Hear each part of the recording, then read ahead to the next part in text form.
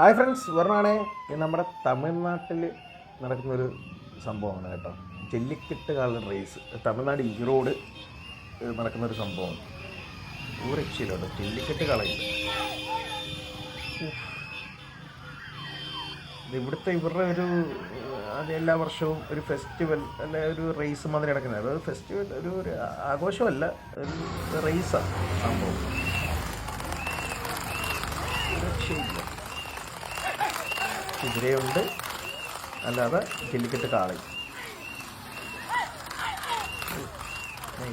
ഇതൊരു first experience, ഇങ്ങനെയുള്ളൊരു സംഭവം ഞാൻ ആദ്യമായിട്ടാണ് ഇത് കാണുന്നത്.